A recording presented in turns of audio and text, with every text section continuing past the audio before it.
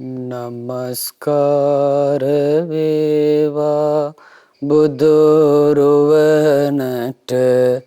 සැමදා බුදු හිමි සරණ යමි. නමස්කාර වේවා දම්රුවනට සැමදා සදහම් සරණ යමි. නමස්කාර වේවා සංඝරුවනට සැමදා මහා සංඝ සරණ යමි. නමස්කාර වේවා තුනුරුවනට සැමදා තිසරණ සරණ යමි. සාදු සාදු සාදු. ගෞතම බුදුරජාණන් වහන්සේ වදාළ උතුම් ශ්‍රී සද්ධර්මය අපට පෙන්වා දුන් අපගේ ගුරු දේවෝත්තම පරම පූජනීය පින්වත් ලොකු ස්වාමීන් වහන්සේට අපගේ නමස්කාරය වේවා. සාදු සාදු සාදු. ශ්‍රද්ධාවන්ත පින්වත්නි, බුදුරජාණන් වහන්සේ නිසා තමන්ගේ ජීවිතය ආලෝකමත් කරගත්තු දෙව් මිනිස්සු බොහෝ හිටියා. බුදුරජාණන් වහන්සේ තමයි අපේ ලෝකෙ එළිය කරන දහම් ප්‍රදීපය. උන්වහන්සේගේ සදහම් ආලෝකය නිකුත් වෙන්නේ බුදුරජාණන් වහන්සේගේ ප්‍රඥාව නිසා. හිරු මඩලටත් වඩා සඳ මඩලටත් වඩා බුදුරජාණන් වහන්සේගේ ප්‍රඥාව ප්‍රභාස්වරයි. බුදුරජාණන් වහන්සේගෙන් ලෝකෙට ලැබුණේ රාගය දුරු කරන දෙයක්, ද්වේෂය දුරු කරන දෙයක්, මෝහය දුරු කරන දෙයක්, ජරා මරණ දුක් දුම්නස් සංසිඳවල දාන දෙයක් තමයි බුදුරජාණන් වහන්සේගෙන් ලෝකෙට ලැබුණේ. කවදාවත් ලෝකයට අවාසනාවන්ත දෙයක් භාග්‍යතුන් වහන්සේගෙන් ලැබුණේ නැහැ. ලෝකයට වාසනාව ගෙනාවේ බුදුරජාණන් වහන්සේ. අදට පවා අපි මේ වාසය කරන මේ ලංකා භූමිය ආරක්ෂා වෙලා පවතින්නේ බුදුරජාණන් වහන්සේ නිසා. බුදුරජාණන් වහන්සේගේ අදිෂ්ඨානය නිසා. බුදුරජාණන් වහන්සේ තමයි අපේ ජීවිතවලට වාසනාව ගෙනාවේ. ඉතින් බුදුරජාණන් වහන්සේගේ ධර්මය අපිට අහලා ටික ටික හරි අපේ ජීවිතේ එළිය කරගන්නට ලැබීම හරි වාසනාවක්. ඉතින් පින්වත්නි, ඔබට මේ දහම් ප්‍රදීප වැඩසටහනින් අද දවස් ඉඳලා බුදුරජාණන් වහන්සේ වදාළ සුත්ත නිපාතයට අයිති, කුද්දක නිකායේ සුත්ත නිපාතයට අයිති ගාථා වලින් අපගේ භාග්‍යවතුන් වහන්සේ දේශනා කරපු අට්ටක වර්ගයේ උතුම් සූත්‍ර දේශනා තමයි ඉගෙන ගන්නට ලැබෙන්නේ. දවසක් නන්ද මාතා උදේම වේලුකණ්ඨකී ගමේ හිටපු නන්ද මාතා උදේම අවදි වෙලා ගෙදර දොරේ වැඩපළ කරන ගමන් ඇය මොකද කරන්නේ? මේ අට්ටක වර්ගයේ ගාථා සජ්ජායනා කරනවා. පින්වත්නි, නන්ද මාතා කියන්නේ සුළුපටු කෙනෙක් නෙවෙයි. බුදුරජාණන් වහන්සේ වදාළේ බුදුරජාණන් වහන්සේගේ ගිහි ශ්‍රාවිකාවක් යම් කිසි කෙනෙක් වගේ වෙනවා නම් ඒ මේ නන්ද මාතා වගේ වෙන්න කියලා. ඇය අනාගාමී ශ්‍රාවිකාවක්. කාම ලෝකෙන් නිදහස් වෙලා තමයි ඇය වාසය කළේ. ඇය විරාගී කෙනෙක්. කාමරාග පටිග දුරු කළ කෙනෙක්. හේතුඵල දහම අවබෝධ කළ කෙනෙක්.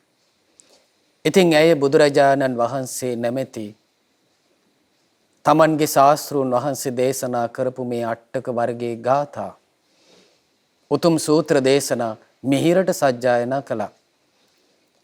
ඉතින් නන්ද මාතා මෙහෙම සජ්ජායනා කර කර වැඩ කරද්දී වෙසමුණි දිව්‍ය රාජයා ආකාශයෙන් ගමනක් යනවා. ඉතින් වෙසමුණි දිව්‍ය රාජයාට ඇහුණා මේ නන්ද මාතා ඊතා මිහිරි හඬින් බුදුරජාණන් වහන්සේ වදාළ මේ අට්ටක වර්ගයේ ගාථා සූත්‍ර දේශනා මිහිරට සජ්ජායනා කරනවා. ඉතින් වෙසමුණි දිව්‍ය රාජයා පවා ශාස්ත්‍රීය ගෞරවයෙන් යුක්ත කෙනෙක්. බුදුරජාණන් වහන්සේ සරණ කියපු කෙනෙක්. ඉතින් වෙසමුණි දිව්‍ය රාජා බොහොම ශ්‍රද්ධාවෙන් මේ නන්ද මාතා කියන ගාථා අහගෙන හිටියා. බලන්න එතකොට දෙව් මිනිස්සු කොයි තරම් ධර්මයට ආස කළාද කියලා. ධර්මයෙන් තමන්ගේ ජීවිතේ එළිය කරගන්න කොච්චර පැතුම් පැතුවද කියලා. දැන් මේ මිනිස් දුවක් ගාථා කියද්දී පිරිසිදු බුද්ධ වචනේ කියද්දී වෙසමුණි දිව්‍ය රාජයා වැඳගෙන අහගෙන ඉන්නවා. ඉතින් නන්ද මාතා සජ්ජායනා කළ ඉවරුනහම සාදුකාර දුන්නා.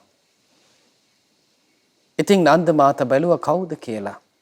නන්ද මාතා අහනවා පින්වත් භද්‍රමුඛය සොඳුරු මුව ඇතිය තැනැත්ත කවුද ඔබ කියලා ඇහුවා. එතකොට වෙසමුණි දිව්‍ය රාජයා කියනවා පින්වත් නන්ද මාතාවිනි මම ඔබේ සොහොයුරු වෙසමුණි දිව්‍ය රාජයා. දැන් දෙව් රජු කියනවා මේ නන්ද මාතාගේ සහෝදරයෙක් මං කියනවා.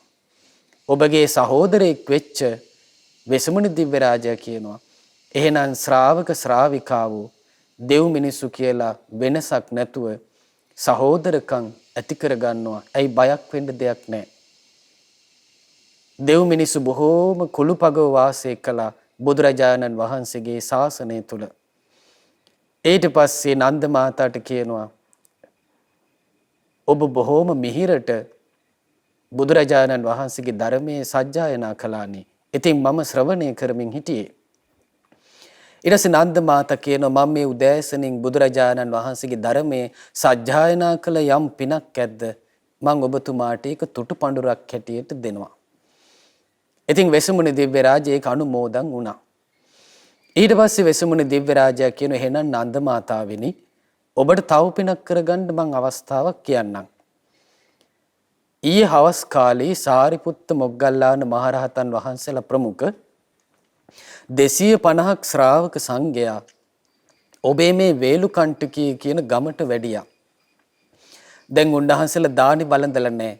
ඔබට පුළුවන් නම් දානි සකස් කරලා සාරිපුත්ත මොග්ගල්ලාන මහරහතන් වහන්සේලා ප්‍රමුඛ ශ්‍රාවක සංඝයා විශේෂෙහි භික්ෂා දානේ පූජා කරලා ඒ පින මට දෙන්න කිව්වා.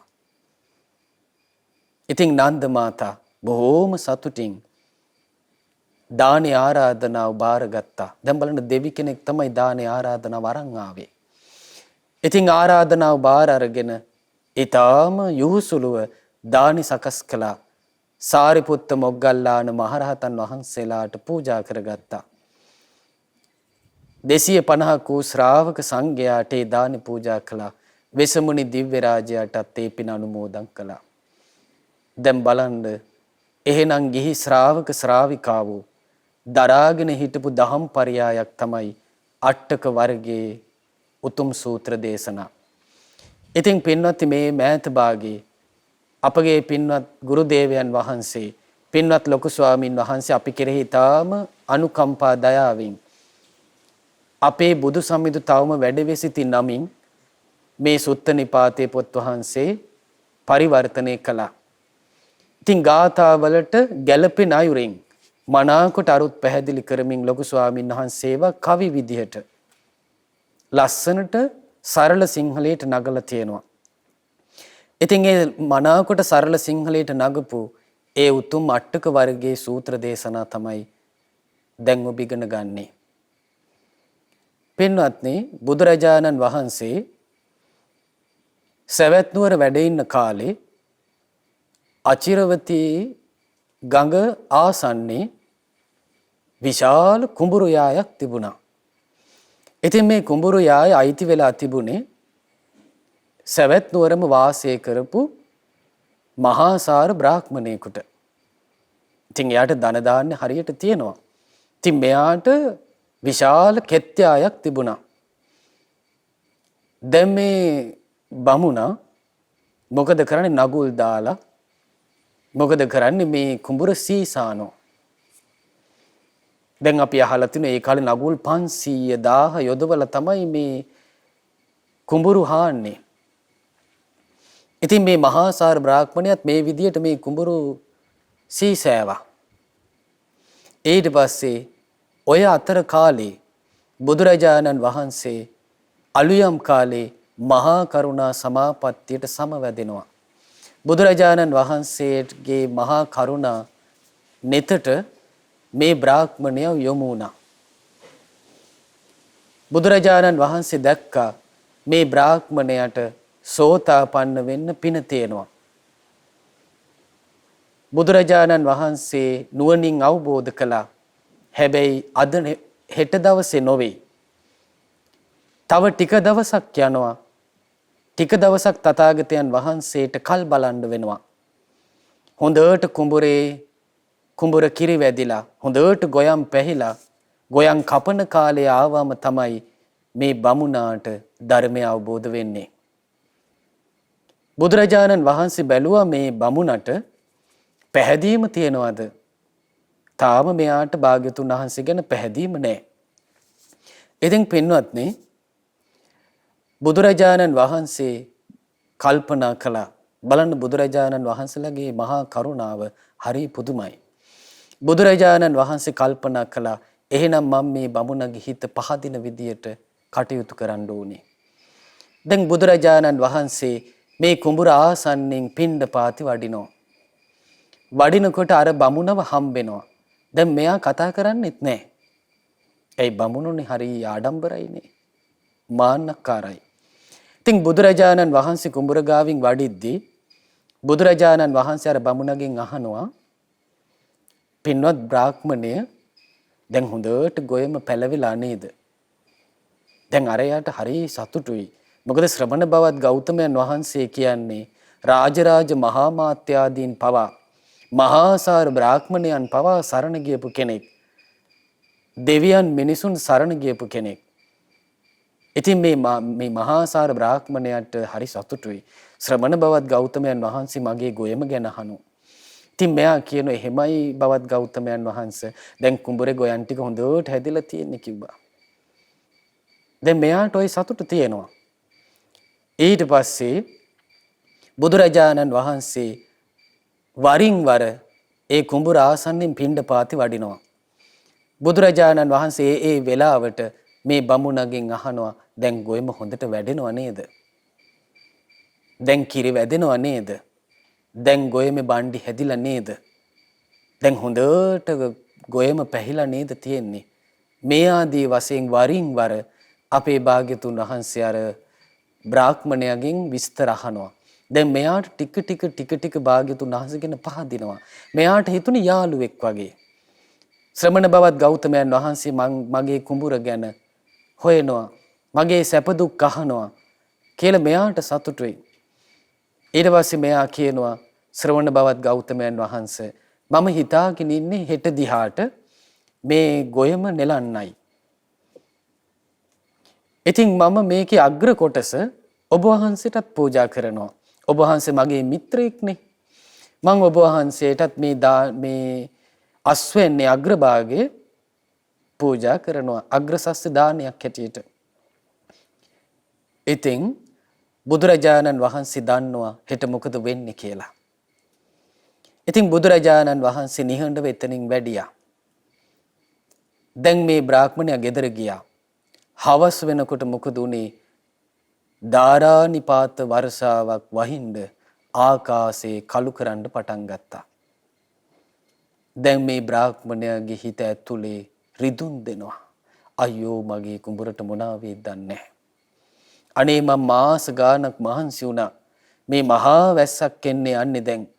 මගේ කුඹුර පාළු වෙයි කියලා දැන් අරයාගේ හිත රිදුන් දෙනවා. පින්වත්නි අර බමුණ හිතපු විදියටම රැ එළි වෙනකන් අකුණු ගගහ මහා වරුසාවක් වැස්සා. ඊට පස්සේ අචිරවතී ගඟ ඉතුරුවා. ගම් වතුර ගැලුවා. සම්පූර්ණයෙන් මේ මහාසාර බ්‍රාහ්මණයාගේ කෙත්යායම වතුරෙන් වැසී ගියා. ඊට පස්සේ දැන් මේ බ්‍රාහ්මණයට එළි වෙනකන් නිින්දක් නැහැ.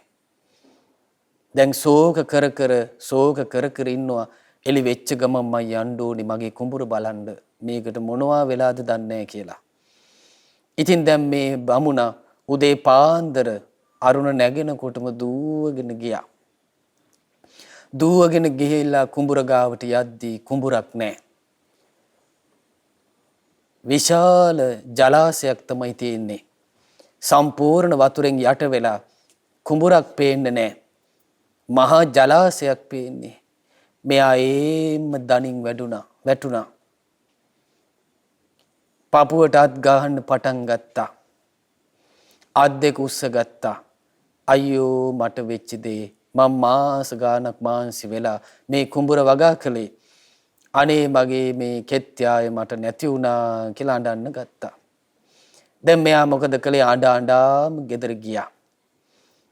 බුදුරජාණන් වහන්සේ උදේ කාලේ පිණ්ඩපාතේ වඩින ගමන් මේ මහාසාර බ්‍රාහ්මණයාගේ නිවසට වැඩියා. වැඩම කරද්දී අර බමුණට හරි සතුටක් ආවා. අර ශෝකය මැද්දෙන් මානසික දුක මැද්දෙන් සුසුම් හෙලීම් මැද්දෙන් හිත ඇතුලෙන් පොඩි සතුටක් ආවා. අනේ මගේ යාළුවා මාව විපතිදී අත්හැරියේ නෑනේ. මාව බලන්න ආවනේ කියලා සතුටක් ආවා. ඊට පස්සේ බුදුරජාණන් වහන්සේ මේ බමුණව අස්වැසුවා. පින්වත් බ්‍රාහ්මණය දැන් ශෝක කරලා වැඩක් නැහැ. වැළපිලා වැඩක් නැහැ. සුසුම් හෙලලා වැඩක් නැහැ. කියලා බුදුරජාණන් වහන්සේ අර බමුණාව අස්වැසුවා. බුදුරජාණන් වහන්සේ බමුණගෙන් විස්තර ඇහුවා. පින්වත් බ්‍රාහ්මණය ඔබේ කුඹුරු යාය විනාශ වුණා නේද? කියලා විස්තර ඇහුවා. ආදි ටික අර බමුණගේ හිතේ තිබුණ ශෝකය තුනී වෙන්න ගත්තා. ආන්නේ වෙලාවේ ඒ බමුණටත් ඒ බැමිණියටත් අනුකම්පා පිණිස තමයි බුදුරජාණන් වහන්සේ අට්ටක වර්ගයේ පළවෙනි සූත්‍ර ධර්මයේ වන මේ කාම සූත්‍රය දේශනා කළේ. ඉතින් පින්වත්නි අද ඔබ ඉගෙන ගන්නේ ආන්නේ කාම සූත්‍රය. බුදුරජාණන් වහන්සේ මිහිරට මේ විදියට ගාථා වලින් දේශනා කරනවා. කාමං කාමය මානස්ස තස්ස චේතං සමිඤ්ජති අද්දාපීති මනෝ හෝති ලද්දාමච්චෝ යදිච්ඡති තේ. බුදුරජාණන් වහන්සේ වදාලා කම්සප විඳින්ට ආසා කෙනාට කාම සම්පත් ලැබෙනවා. යම් කිසි කෙනෙක් කැමති කම්සප විඳින්න.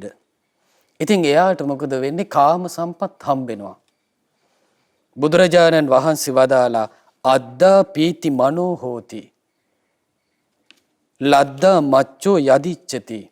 මම යම් විදියකට ආසා කළාද කාම සම්පත්, ඒ විදියටම කාම සම්පත් මට ලැබුණා කියලා එයා ගොඩාක් සතුටු වෙනවා කිව්වා.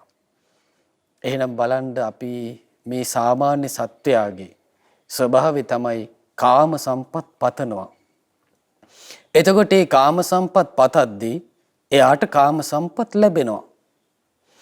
එතකොට ඔන්න සතුටු වෙනවා මම හිතපු විදිහටම මේවා ලැබුණනේ. කාමී ආස්වාදයෙන් එයා පිනා යනවා. පින්වත්නි බුදුරජාණන් වහන්සේ දේශනා කරනවා කාමයන් කොටස් දෙකක් තියෙනවා. පළවෙනි එක තමයි වස්තුකාමේ. ඊළඟ එක තමයි ක්ලේශකාමේ. සාමාන්‍ය ලෝකේ හැමෝටම වස්තුකාමයක් තියෙනවා.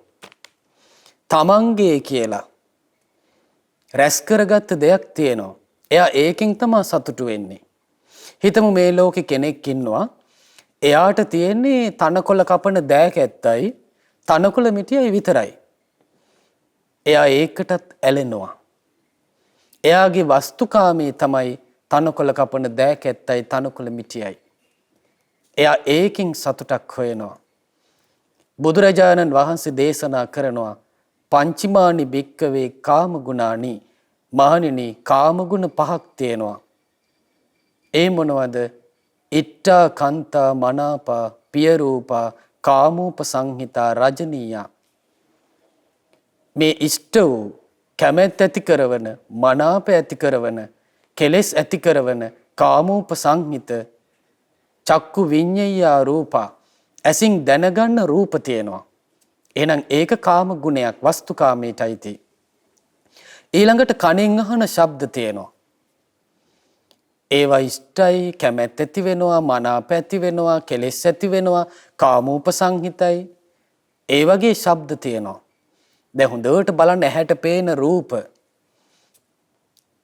දැන් අපි අතීතයේ දැකපු සමහර රූප දැන් වර්තමාන වෙනකොට ඒවාම දිලිසි යාවත් කාලීන වෙනවා අපිට පේනවා.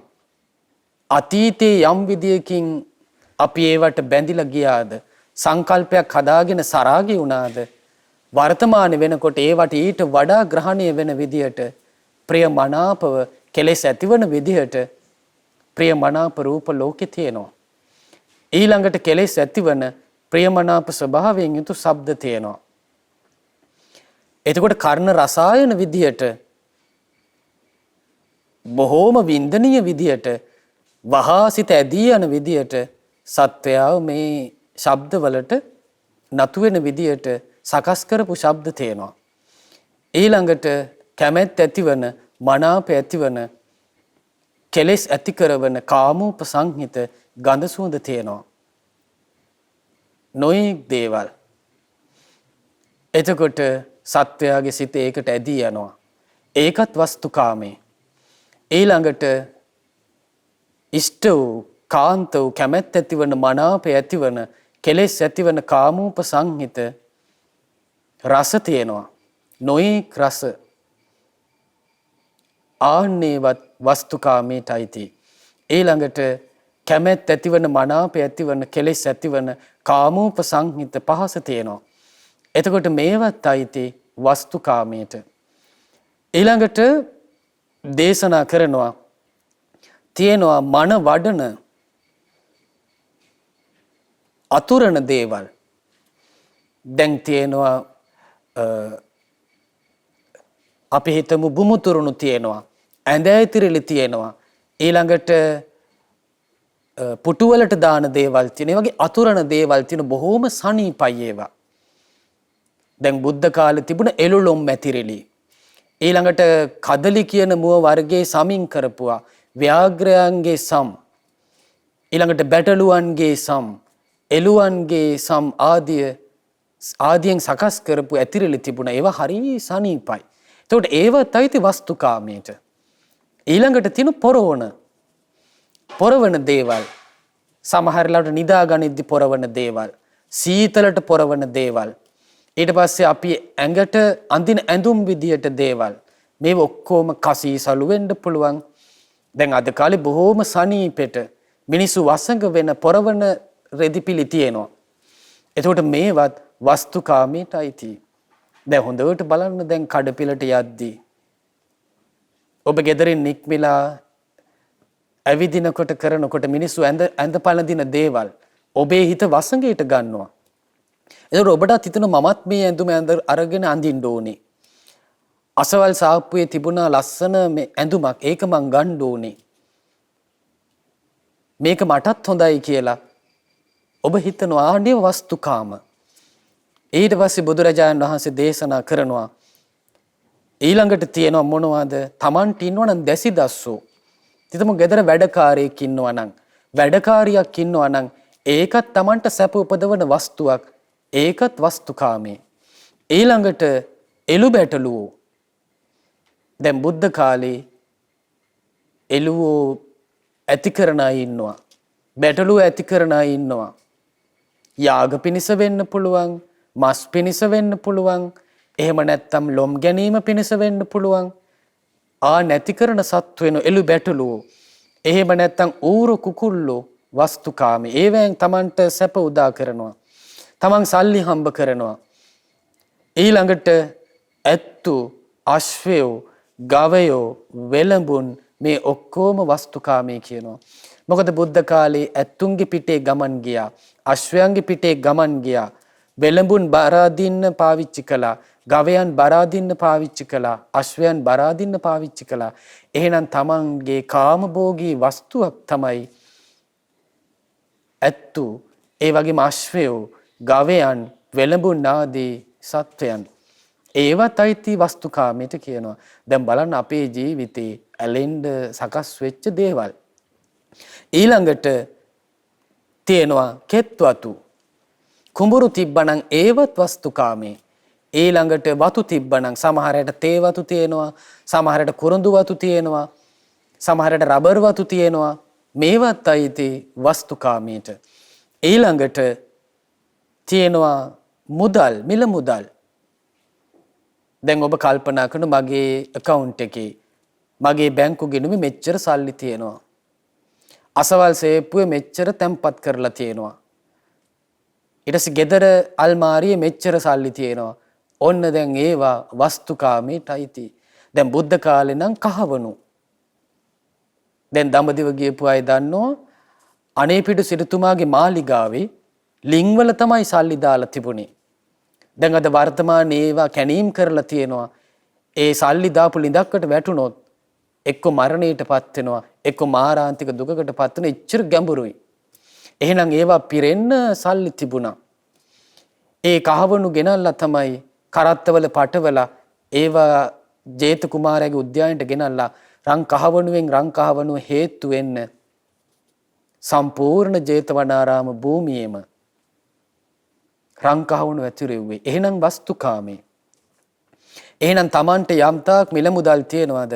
ඒවත් අයිති වස්තුකාමීට. ඊළඟට බුදුරජාණන් වහන්සේගේ දේශනාවේ තියෙනවා රත්තරන් කියන්නේත් වස්තුකාමයක්. දැන් ඔබ පළඳින කන කරාභරණ, දැන් පිරිමියෙක් නම් පිරිමි කෙනා පළඳින රන්නාභරණ, කාන්තාවක් නම් කාන්තාව දරන තැලිමාල වෙන්න පුළුවන්, කරාබු වෙන්න පුළුවන්. මේ ඔක්කොම වස්තුකාමීට අයිති. ඊළඟට Tamanට ගම් අයිති නම් දැන් ගම් වරයන් ලැබෙනවා බුද්ධ කාලේ. සමහරයට නියම් ගම් ප්‍රදානය කරනවා. දැන් සෝන දණ්ඩ, චංකී ආදී අයට කොසල් රජුරු ගම් ප්‍රදානය කළ තිබුණා. එතකොට මේ ගමේ යම්තා භවභෝග සම්පත්වල ආදායමක් ඇද්ද? ඒවා ඒ බ්‍රාහ්මණයට ලැබෙනවා. එතකොට පින්වත්නි, යම් ගමක අයිතියක් තියෙනවා නම්, නියම් ගමක අයිතියක් තියෙනවා නම්, රාජධානියක අයිතියක් තියෙනවා නම්, යම් රටක අයිතියක් තියෙනවා නම්, ඒ ඔක්කොම වස්තුකාමී කියනවා. එහෙනම් යම් කිසි කෙනෙක් ඒ ගමක් ඇසුරු කරගෙන තමන්ගේ බලය පතුරවනවා නම්, නියම් ගමක් මුල් කරගෙන බලය පතුරවනවා නම්, යම් රාජධානියක් මුල් කරගෙන බලය පතුරවනවා නම්, යම් රටක රජ කෙනෙක් නම්, ඒක යාට වස්තුකාමයක් වෙනවා. ඊළඟට යම් ගබඩා තියනවාද, යම් අස්වනු තැම්පත් කරන තැන් තියනවාද, මේවත් වස්තුකාමය කියලා දේශනා කරනවා. එහෙනම් බලන්න දැන් ඔබ දැන් මේ කාලේ මේ ඇඳින නීතිය දානවා. එතකොට දැන් ඔබ ගෙදර ගෙනල්ලා බඩු හිතමු සති දෙකකට ඔබ කන්න බඩු ටික ගෙදරට ගෙනත් දාගත්තා කියලා. දැන් ඔබ සිහි කරද්දී ඒකෙන් ඔබට සතුට උපදිනවා. ඇති ආන්තම් සති දෙකකට විතර ගෙදර කන්න බඩු තියෙනවා. එහෙනම් ඒක අයිති වස්තුකාමයට. ගබඩා කරගත්ත යම් දෙයක් තියෙනවා නම් ඒවත් අයිති වස්තුකාමයට. බුදුරජාණන් වහන්සේ දේශනා කරන මේ කාමයන් අතීත කාමයන් තියෙනවා. දැන් ඔබම හොඳට විමසලා බැලුවොත් ඔබට සිහි වේ අතීතේ මම මේ දේවල් කෑවා, මේ දේවල් ඇඳ පැලැන්දා, මේ දේවල් පෙරෙව්වා, මේ යාන වාහනවල ගියා, මේ විදියට මිල මුදල් පරිහරණය කළා, මේ විදියට අපිට ගෙවල් දොරවල් තිබ්බා. ඔන්න අතීත කාමයන්. ඊළඟට ඔබ සිහි කරනවා මට වාහනයක් ගන්න ඕනි. දැන් බයික් එකේ ගියා ඇති කාර් එකක් ගන්න ඕනි. ඊට පස්සේ හිතනවා මේ කරාබු දෙක මදි. මීට වඩා ටිකක් වටින කරාබු දෙකක් ගන්න ඕනි. මේ මාළි මදි. මීට වඩා හොඳ මාලයක් ගන්න ඕනි. එක වලලු දෙකක් මදි. තව දෙකක් ගන්න ඕනි. දැන් මොකද වෙන්නේ? අනාගත කාමේ. ටික දවසකට ආයි බඩු ටිකක් ගෙනල්ලා ගෙදරට දා ගන්න ඕනි. අන්න අනාගත කාමේ. ඊළඟට වර්තමාන කාමේ. දැන් මේ තියෙන පරිසරයේ තමන් සැප විඳින යම් යම් වස්තු ඇද්ද? බුදුරජාණන් වහන්සේව දේශනා කළ අත්ති සුඛ, භෝග සුඛ වශයෙන්. එයා කල්පනා කරනවා මේ භවභෝග මට තියෙනවා. මට ගෙයක් තියෙනවා. යාන වාහනයක් තියෙනවා. මේ ආදී වශයෙන් එයා සිහි කරනවා. ඉතින් ඔය විදියට නොයෙකුත් කාමයන් සත්‍යයේ ජීවිතවල තියෙනවා. ඉතින් පින්වත්නි බුදුරජාණන් වහන්සේ වැඩ හිටපු කාලේ මහී කියන ගඟ අයිනේ දණිය කියලා ගොපල්ලෙක් හිටියා. ඉතින් මේ ගොපල්ලා එයාගේ බිරිඳ තමයි ගෝපිකා. ඉතින් දණිය කියන ගොපල්ලටයි මේ ගෝපිකාටයි දරුවොත් හිටියා. ඉතින් මේගොල්ලන්ට විශාල ගව පට්ටියක් තිබ්බා. ඉතින් මේ මහී ගංගායිනේ කිසි උපද්‍රවයක් නැතුව මේගොල්ලෝ හිටියේ. නමුත් මේගොල්ලෝ දන්නේ නැහැ උපද්‍රවයක් ළඟටම ඇවිල්ලා, ව්‍යසනයක් ළඟටම ඇවිල්ලා ඒක දැක්කේ බුදුරජාණන් වහන්සේ. මේ මහාසාර බ්‍රාහ්මණයව දැක්කා වගේ බුදුරජාණන් වහන්සේ මේ දණිය කියන ගොපලු පවුලක් දැක්කා. ඉතින් බුදුරජාණන් වහන්සේ මහී කියන ගඟේ එහා පැත්තේ වැඩ ඉන්නවා. දණිය කියන ගොපල් ඇතුළු ඒ පවුලයි මේ ගඟෙන් මේ පැත්තේ ජීවත් වෙනවා. ඉතින් බුදුරජාණන් වහන්සේ ගඟේ එහා පැත්තේ වැඩ ඉන්නවා කියලා දණිය දන්නේ නැහැ. ඉතින් දැන් අහස කළු කරගෙන එනවා මේ හැන්දෑ යාමේ. ඉතින් දැන් දණියට හරි සතුටුයි. එයා කාමයෙන් තෘප්තිමත් වෙලා ඉන්නේ. ඉතින් දණිය අහස දිහා බලාගෙන ලස්සන ගාථා වලින් තමන් විඳින කාමයේ ගැන කවි කියනවා. දැන් ඔය ඈත ගම්මානවල තාමත් තේනවා ඔය කුඹුරු කරන අය, හේන් කරන අය රාත්‍රියට යනවා මේ වල් සත්තුන්ගෙන්, වන සත්තුන්ගෙන් තමන්ගේ වගාවට හානි වෙනවා නම් ඒ අය යනවා පැල් රකින්න. පැල් රකින්න ගියාම ලංකාවේ වුණත් ඔය සීපද කියනවා. පැල් කවි කියනවා රැයට හඬ නගලා ඈතට ඇහෙන්න පැල් කවි කවි කියනවා. ආන්නේ වගේ මේ දණියත් කාමෙන් තෘප්තිමත් වෙලා එයාගේ තියෙන කම්සැපේ සිහි කර කර මිහිරට ගාථා කියන්න ගත්තා. දණිය කියනවා පක්කෝ දනෝ උද්ධ කීරෝ හමස්මි. ගෙදර බත් වේලා තියෙන්නේ. හොඳට මේ හරක්ගෙන් කිරි දොවලා තියෙන්නේ. එහෙනම් කණ්ඩ අඩුවක් නෑ යාට. හොඳට දැන් ගෝපිකා බත් වේලා තියෙනවා. ඊට පස්සේ යා කියනවා කිරිත් මේ ගව් පට්ටියෙන් කිරිත් දොවලා තියෙන්නේ. අනුතීරේ මහියා සමාන වාසෝ. මම ගෙදර හැමෝමත් එක්ක සතුටින් මේ මහී කියන ගන්තර වාසය කරන්නේ. එකිනෙකා ගැටිලා නැහැ, සමාන වාසයක්. එකිනෙකා ආදරේ බෙදාගෙන සතුටින් මම මේ මහී කියන ගන්තරේ ඉන්නේ. චන්න කුටි ආයතෝ ගිනි. මගේ ගෙදර හොඳට දොර ජනෙල් වහලා තියෙන්නේ. වහලෙත් හොඳට හෙවිල්ලලා තියෙන්නේ. දැන් බලන්න දැන් ඔබේ ගෙදරත් මේ වෙදී.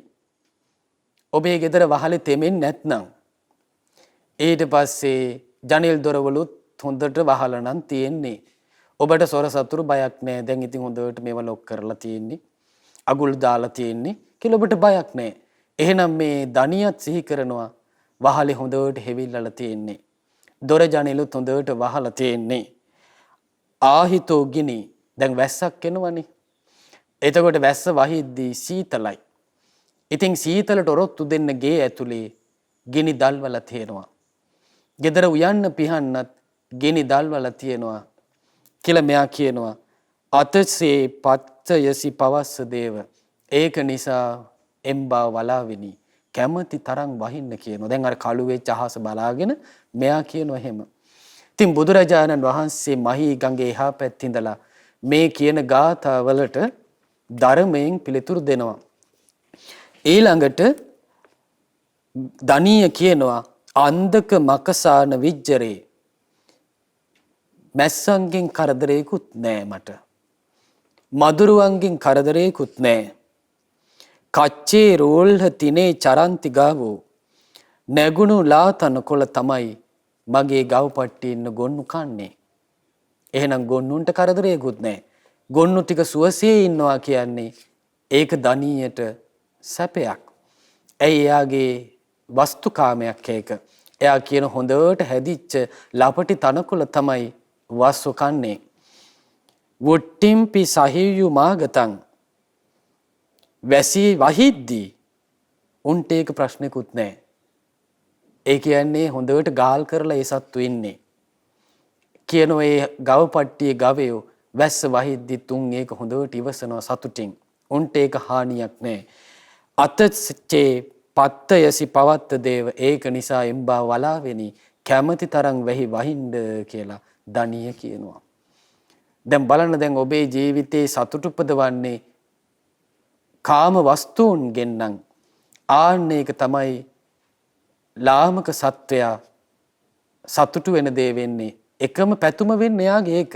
මට අර දේ තියෙනවා මේ දේ තියෙනවා කිය ලාමක සතුටක් කාමෙන් විඳිනවා. ඒක තමයි කාමයේ තියෙන සොඳුරු බව. කාමයේ තියෙන ආස්වාදේ. දැන් මේ දණීය කියන්නේ එයා විඳින කාමයේ ආස්වාදේ. කාමයේ මුල් වෙලා යම් සැපක් ඇති වෙනවද? සොම්නසක් ඇති වෙනවද? ආන්න ඒක තමයි කාමයේ ආස්වාදය කියලා භාග්‍යතුන් වහන්සේ වදාළේ.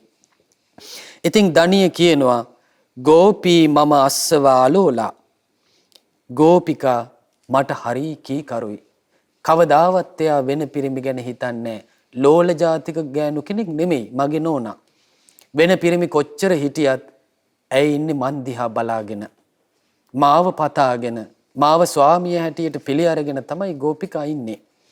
ඒ වගේ මගේ වචනේට හරි කීකරුයි. මගේ වචනේ ඉක්මන ගෑනු කෙනෙක් නෙමෙයි. දැන් බලන්න තමන්ගේ මහත්යට බිරිඳ ගැන එහෙම හිතෙනවා නම්.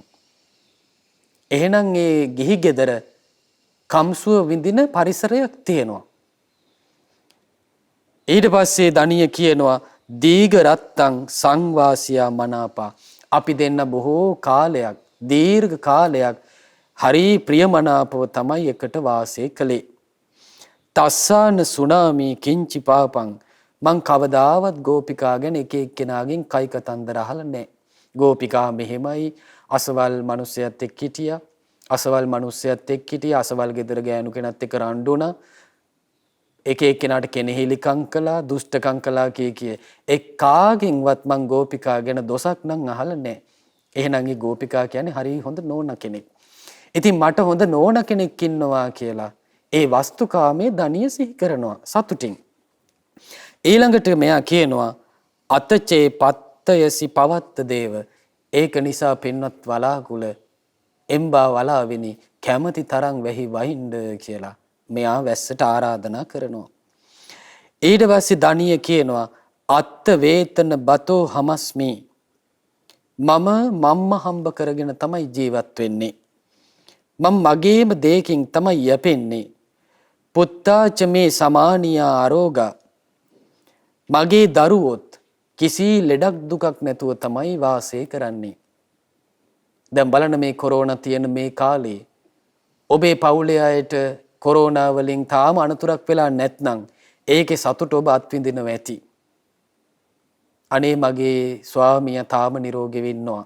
මගේ බිරිඳ නිරෝගී වෙන්නවා. මගේ දරුවෝ ටික තාම අනතුරක් නැතුව ලෙඩක් දුකක් කරදරයක් නැතුව ඉන්නවනේ කියලා ඔබට සතුටක් තියෙනවා. එහෙනම් ඒක කාම සුවේට අයිති. දණීය කියනවා තේසංන සුනාමි කිංචි පාපං මගේ දරුවෝ ගැනවත් වෙන කෙනෙකුගෙන් මම දෝෂයක් අහලා නැහැ. දැන් බලන්න පවුලේ කළු අඟුරක් උපන්නොත් සමහර ළමයි ගෙදර දොරේ තියෙන කන කර බාබරන අරගෙන ගිහිල්ලා විකුණලා කුඩු බොනවා. මත්පැන් මද්ද්‍රව්‍ය ගන්නවා. සල්ලාලකම් කරනවා. අනාචාරය හැසිරෙනවා. අවේලාවේ වීති සංචාර කරනවා. සුරාවට පුරුදු වෙනවා. මේව කරනකොට මිනිස්සුන්ගෙන් දොස් අහන්න වෙන්නේ අම්මට තාත්තට. ඉතින් දණීය කියනවා මගේ දරුවන් නිසා මම කවදාවත් අනුන්ගෙන් දොස් අහලා නැහැ. ඒක නිසා මම දරුවොත් එක්ක මගේ ගෝපිකත් එක්ක මම බොහොම සතුටින් ඉන්නවා කියලා ධනිය කියනවා. ඊට පස්සේ මේ ආයිත් කියනවා එම්බා වලාවෙනි කැමති තාක් වෙහි වහින්ද කියනවා. දැන් බලන්න එතකොට මේ ගිහි කෙනෙක් දැන් පැවිදි කෙනා කාමසැපේ කරා යන්නේ නැහැ නේ. එයා කාමසැපේ බැහැර කරමින් ඉන්න කෙනෙක්. නමුත් ගිහි කෙනා තමන් වාසය කරන පරිසරයේ තියෙන මේ කාම වස්තු මුල් කරගෙන එයා සතුටක් විඳින කෙනෙක්. ඉතින් ධනියමේ එයා විඳින කාම සැපේ තමයි මේ ගාථා වලින් කියන්නේ.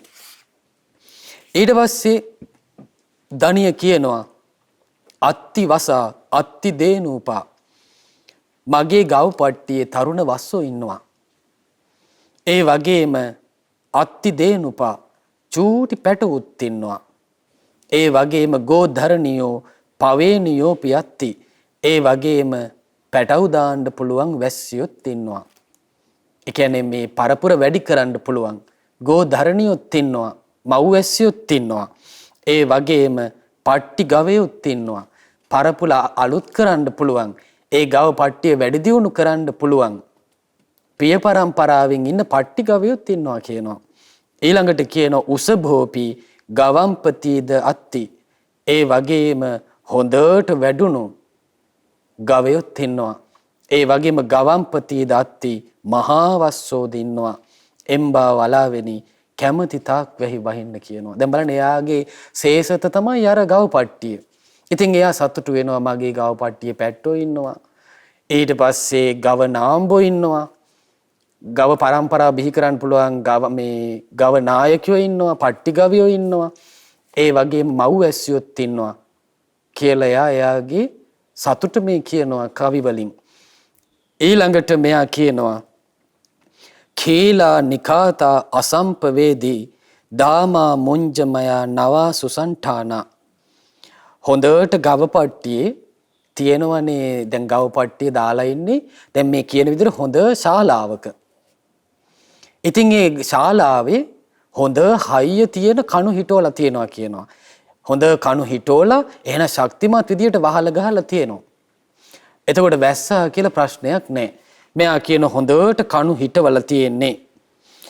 ඒ වගේම මුදු තනකොළ දාලා හොඳට වේලපු මුදු තනකොළ වලින් හොඳට වහලි හෙවිල්ලලා තියෙනවා. ඒ වගේම ඒ මුදු තනකොළ දැන් සාමාන්‍ය වහල හෙවිලනකොට තනකොළ මිටි බැඳලා ඒව වහලෙට තියලා ආයෙත් කඹ වලින් බඳිනවා. වතුර වහින වෙලාවට ඇතුළට වැස්සෙන්නේ නැති වෙන්න. දැන් මෙයා කියනවා හොඳට මුදු තනකොළ මිටි තියලා දැඩි වූ කඹ වලින් මම බැඳලායි තියෙන්නේ. නහිසක් කින්ති දේනුපාපි චෙන්තුන්. ඉතින් ඒ කඹ එහෙම දැන් හොඳට වටේ බැඳලා තියෙන දර ඒ කියන්නේ වැස්සන්ට එළියට පනින්න බැරි වෙන්න බැඳලා තියෙන වැට ඒව ඔක්කොම හොඳ කඹ වලින් බැඳලා තියෙන්නේ කියනවා. හරක් පැටවුන්ට නම් ඒවා සිඳින එක ලේසි නෑ කියනවා. එහෙනම් අර ගවයන්ට අයාලේ යන්න බෑ. හොඳට වැට බැඳලා වහලේ සෙවිලි කරලා හොඳ ශක්තිමත් කණු හිටවපු ශාලාවක තමයි මෙයා ගවයෝ දාලා ඉන්නේ. ඉතින් මෙයා මේ සතුට කියනවා එම්බා වලාවෙනි කැමති තාක් වෙහි වහින්න කියනවා. ඉතින් බලන්න පින්වත්නි මේක තමයි කාමයේ ආස්වාදේ. දැන් ඔබ වුණත් ඔබ වාසය කරන ගෙදර පුටුවක වාඩි වෙලා ඔබ මේවා සිහි කරනවා වෙන්න පුළුවන්. තමන්ගේ බැංකු ගිණුමේ මෙහෙම මුදල් තියෙනවා. මගේ ගෙදර අල්මාරියේ මෙහෙම කනකරාභරණ තියෙනවා. මගේ දරුවෝ මෙහෙමයි. මගේ බිරිඳ මෙහෙමයි. මගේ ස්වාමියා මෙහෙමයි. මගේ අම්මා තාත්තා මෙහෙමයි. මගේ දැසිදස්සු මෙහෙමයි. මගේ වෙළඳ ව්‍යාපාරේ මේ වගේ. මගේ කුඹුරු වතු පිටි මේ වගේ. එහෙමනම් ඒ ඔක්කොම අයිති මොකටද? වස්තුකාමයට. එතකොට බලන්න අපේ හිත කාම විතරකේ කර අරගෙන යන්න ප්‍රධාන මාතෘකාවක් තමයි වස්තුකාමය. එතකොට මේ වස්තුකාමයෙන් තමයි ක්ලේශකාමය හටගන්නේ. සංකප්ප රාගෝ පුරිසස්ස කාමා. සංකල්පීය රාගයක් හදාගෙන අපි ඇලෙනවා. එතකොට අන්න කාමයේ හැදෙනවා.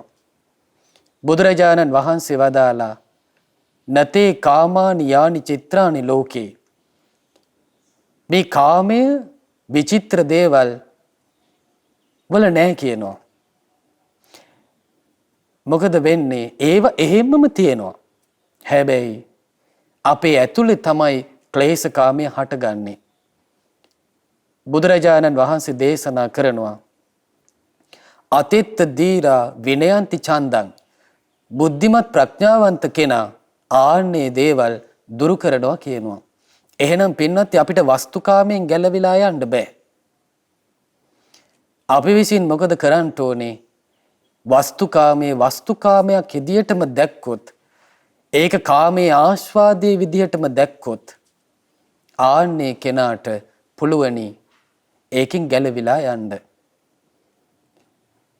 බුදුරජාණන් වහන්සේ කුසිනාරාවේ පිරිනිවන් පාන්න වඩින ගමනේදී ආනන්ද ස්වාමින් වහන්සේ අහනවා, ස්වාමිනී භාග්‍යවතුන් වහන්සේ සාවස්ති, වාරාණසි, කෝසම්බි වගේ මහා නගරයක පිරිනිවන් පාන්න නැතුව ඇයි භාග්‍යවතුන් වහන්සේ මේ කුසිනාරා වගේ පුංචි නුවරක පිරිනිවන් පාන්නේ?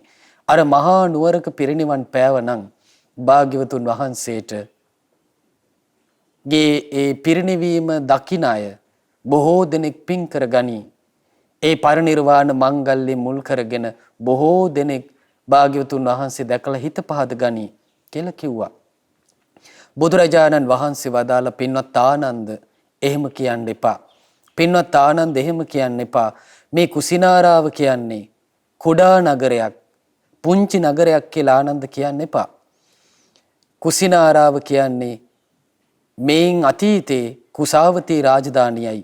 මහා සුදස්සන කියන සක්විති රජ වෙලා මම මේ කුසාවතී රාජධානිය ප්‍රමුඛ කරගෙන තමයි මේ මහා පෘථුවිය පාලනය කළේ. පින්වත් ආනන්ද මම දෙතිස් මහා පුරුෂ ලක්ෂණ ලබලා 6 වතාවක් මේ කුසිනාරාවේ සක්විති රාජ පදවිය දැරුවා. මේ 7 වෙනි උපත දෙතිස් මහා පුරුෂ ලක්ෂණ ලබලා මේ 7 වෙනි වතාව කුසිනාරාවේ උපන්නේ. මේ මගේ අන්තිම අවස්ථාව.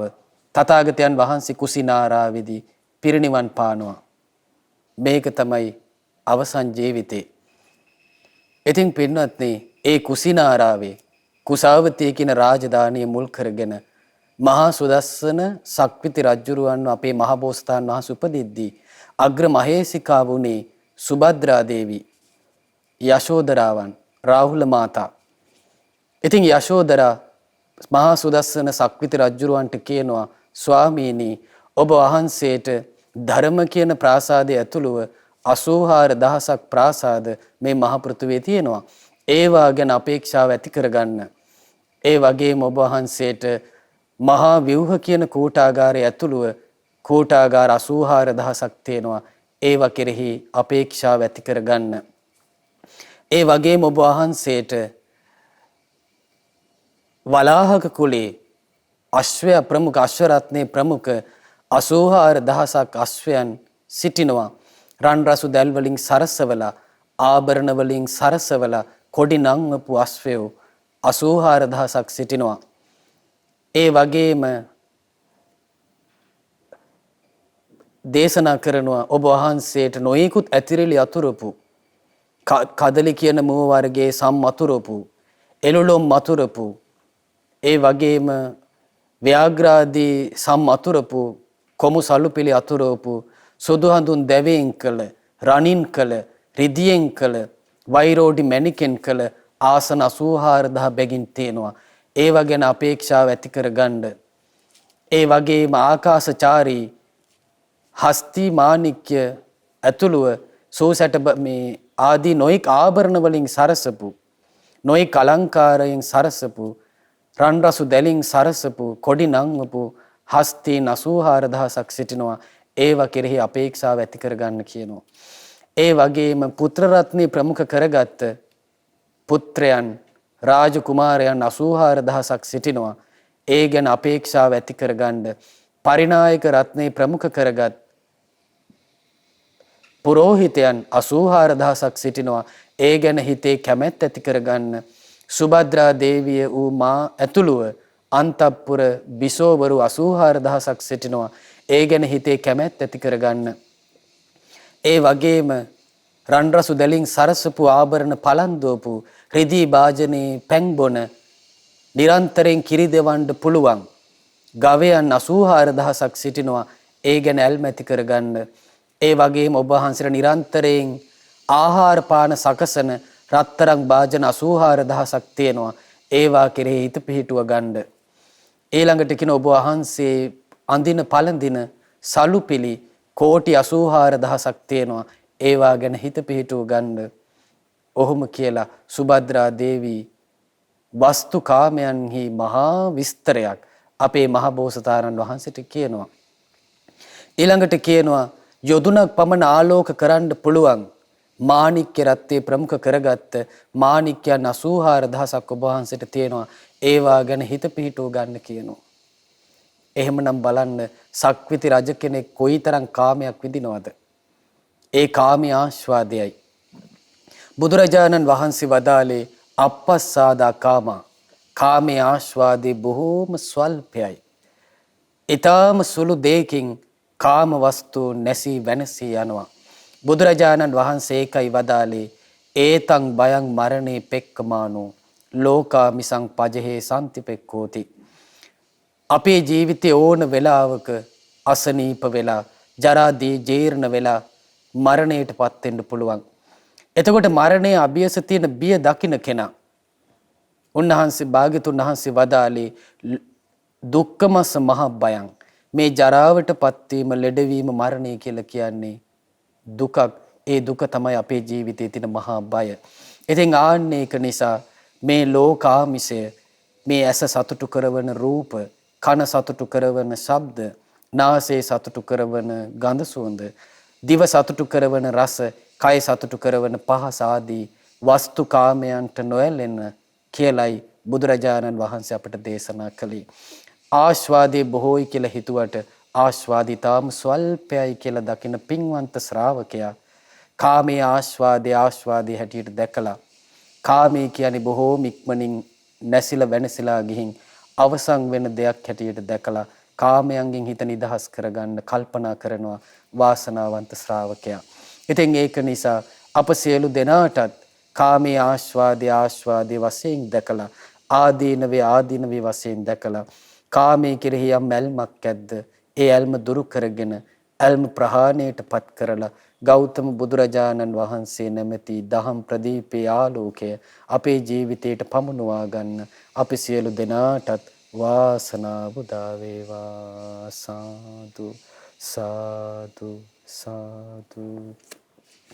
අද දවසේ දහම් ප්‍රදීප සදහම් දේශනාව සඳහා අනුග්‍රහය දක්වන්නේ දෙවන පියවර අනුරාධපුර යන ලිපිනේ පදිංචි ශ්‍රද්ධා ධර්මදාන සමාජිකා පින්වත් කේ.පී. සන්ධ්‍යා මහත්මිය, ජයවීර මහත්මයා ඇතුළු දූදරු පිරිස විසින් ඒ පින්වතුන් බලාපොරොත්තු වෙනවා සියලු දෙවියන්ට මේ පින අනුමෝදන් කරන්න. ඒ වගේම ගුරු දේවෝත්තම පින්වත් ලොකු ස්වාමින් වහන්සේට මේ පින අනුමෝදන් කරන්න බලාපොරොත්තු වෙනවා. ඉතින් අද දවසේ මේ බුදුරජාණන් වහන්සේ වදාළ ධර්මයේ බොහෝ දෙනාට අහන්න සලස්සලා ඔබ අග්‍ර වූ ධර්ම දානමේ පින රැස් කරගත්තා කියලා බොහෝම සතුටු වෙන්න. තමන්ගේ ජීවිතයේ දුර්ලභ පිනක් මේ රැස් කළේ. දුෂ්කර අවස්ථාවේ රැස් කරන පින මහත්ඵල මහානිසංස වෙනවා කියලා අපේ බුදුරජාණන් වහන්සේ දේශනා කළේ.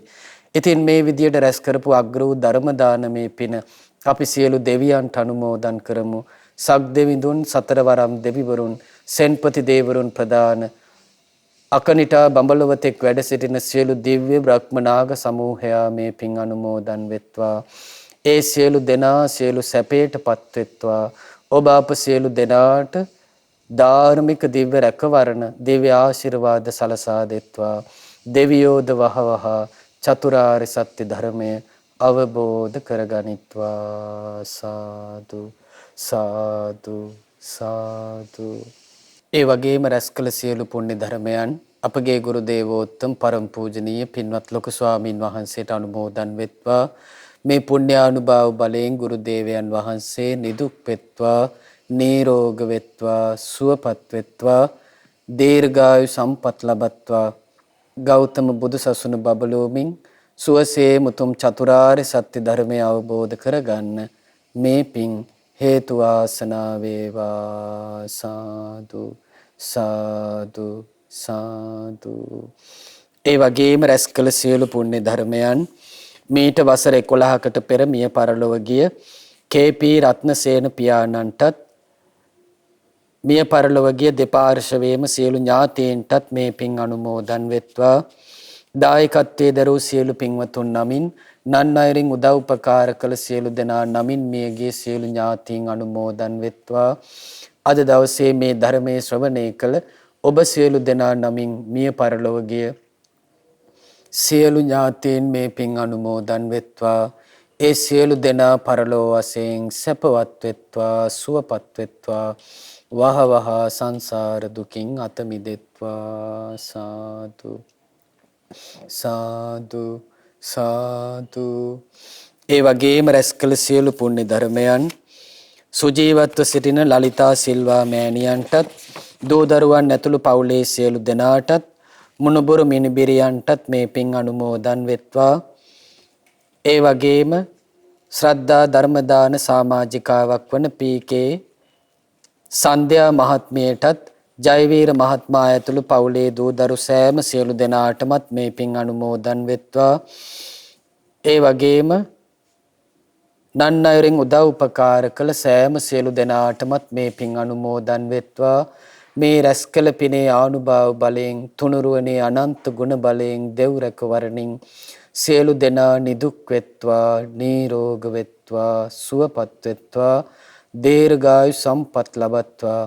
කරන කියන ධාර්මික සියලු කටයුතු, දුවා දරුවන්ගේ අධ්‍යාපන කටයුතු ਸਰව ප්‍රකාරයෙන්ම සාර්ථක වේවා. සියලු දෙනාටම ගෞතම බුද්ධ ශාසනයම උතුම් චතුරාර්ය සත්‍ය ධර්මය අවබෝධ කරගන්න වාසනාව උදා වේවා. සාදු සාදු සාදු. ඒ වගේම රැස් කළ සියලු පුණ්‍ය ධර්මයන් කොරෝනා වෛරසයේ හේතුවෙන් රෝගාතුරව සිටින ලංකාවාසී ලෝකවාසී සියලු දෙනාට මේ පින් අනුමෝදන් වෙත්වා. තුනුරුවනේ අනන්ත ගුණානුභාව බලයෙන් මේ රැස් කළ පින් බලයෙන් දෙව් රැකවරණින් ඒ සියලු දෙනාද නිදුක් වෙත්වා, නිරෝග වෙත්වා, සුවපත් වෙත්වා, දීර්ඝායු සම්පත් සැලසේවා. පැමිණ තිබෙන කායික මානසික දුක් පීඩා දුරු වේවා. කායික මානසික සැප උදා වේවා. සියලු දෙනාට ගෞතම බුදු සසුනේ පිහිට පිළිසරණ ලබන්න වාසනාව උදා වෙත්වා. සාදු සාදු සාදු. ඒ වගේම රැස් කළ මේ පින මහමෙවුනා වාසී සියලු පින්වත් ස්වාමින් වහන්සේලාටත් ගෞතම සසුනේ පිළිවෙත් පුරන උතුම් සංගරුවනටත් මේ පින් අනුමෝදන් වෙත්වා. අනගාരികා මෑණියන් වහන්සේලාටත් අනගාരിക දූපුතුන්ටත් මේ පින් අනුමෝදන් වෙත්වා. ඒ වගේම ශ්‍රද්ධා කාර්ය මණ්ඩලයේ සියලු දෙනාටමත්, ලක්විරු ගුවන් විදුලියේ සියලු දෙනාටමත්, ඒ වගේම ශ්‍රද්ධා මාසික ධර්ම දාන සමාජික සියලු දෙනාටත් මේ පින් අනුමෝදන් වෙත්වා. අද දවසේ ධර්මයේ ශ්‍රවණය කළ ඔබ සියලු දෙනාටත්, ඔබගේ පවුලේ සෑම සියලු දෙනාටමත් මේ පින් අනුමෝදන් වෙත්වා. ඒ මේ අප සෑම සියලු දෙනාටම තුනුරුවනේ අනන්ත ආශිර්වාදයේ සැලසේවා. දෙවියන්ගේ දිව්‍ය රැකවරණයත් දිව්‍ය ආශිර්වාදයත් නිති සැලසේවා. සුවසේ පුණ්‍ය ධර්මයන් කුසල ධර්මයන් රැස් කරගෙන උතුම් චතුරාර්ය සත්‍ය ධර්මය අවබෝධ කරගන්න වාසනාව උදා වේවා. සාදු සාදු සාදු. සියලු දෙනාට තෙරුවන් සරණයි. නමෝ බුද්ධාය. මෙවැනි වටිනා ධර්ම දේශනා ශ්‍රවණය කිරීමට ශ්‍රද්ධා ඩේලි YouTube චැනලය සබස්ක්‍රයිබ් කරන්න.